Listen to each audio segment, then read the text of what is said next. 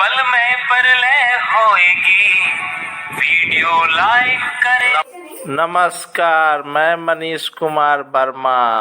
आज का न्यूज में उनको रिझाने के लिए, उनको फंसा के रखने के लिए भैया 5 साल तक क्या करेंगे, यही बातें बोलना ना पड़ेगा।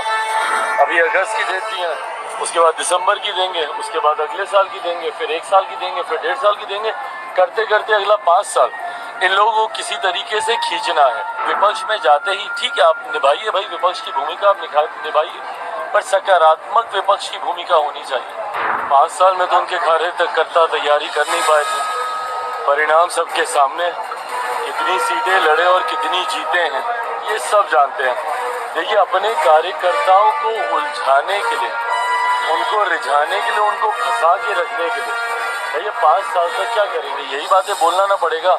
अब चुनाव हो रहा है, अभी अगस्त की डेट दी है, उसके बाद दिसंबर की देंगे, उसके बाद अगले साल की देंगे, फिर 1 साल की देंगे, फिर 1.5 साल की देंगे, करते करते अगला 5 साल इन लोगों को किसी तरीके से खींचना है।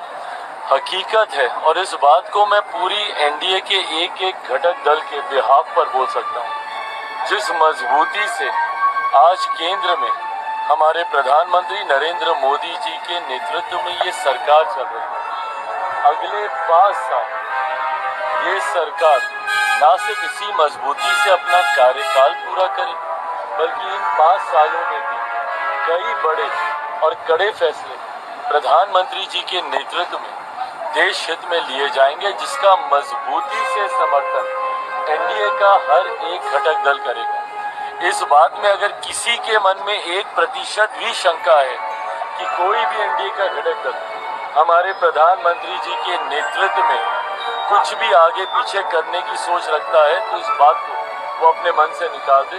सहज सबने प्रधानमंत्री जी के नेतृत्व को स्वीकार किया है और उन्हीं के नेतृत्व में 5 साल ये सरकार मजबूती से अपना कार्यकाल पूरा करेगी। लगातार बिहार में लॉ और ऑर्डर को लेकर सवाल खड़े कर रहे हैं कि 3 दिनों में 30-40 घटनाएं घट रही है बिहार के अलग-अलग जिले। देखिए, मैं इस बात को सफाई इस बात से कतई नहीं दूंगा कि जब इनकी सरकार थी तो क्या होता था।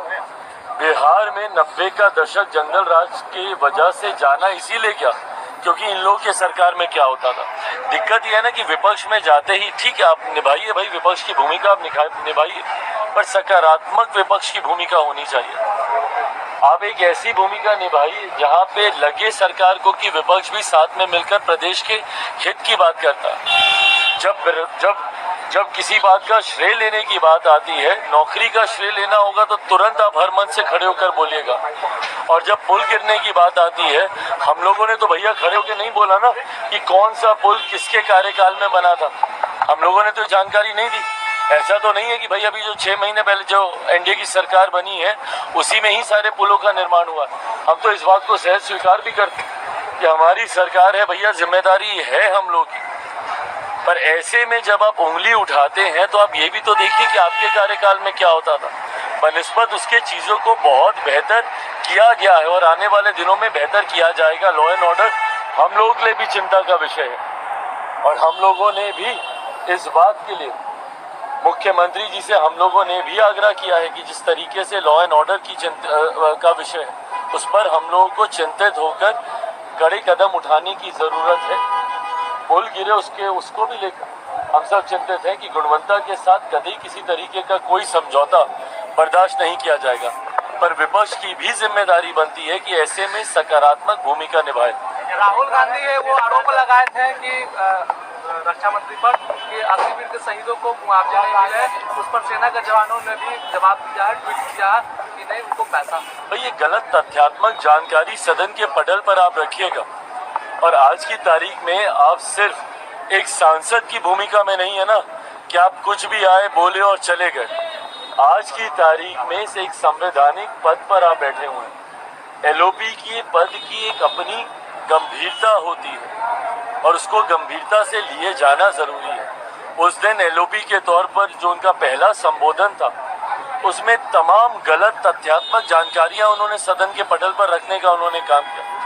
जिस तरीके से व्यक्तिगत टिप्पणी एक एलओपी होने के नाते उन्होंने प्रधानमंत्री जी पर की, उन्होंने चेयर पर की, और जिस तरीके से अलग अलग धर्म में आस्था रखने वालों सत्य, संघर्ष और अपना ज्ञान बढ़ाने के लिए MSJP न्यूज एक बार अवश्य देखें। अपना राय कमेंट बॉक्स पर अवश्य भेजें। जय हिंद, भारत माता की जय।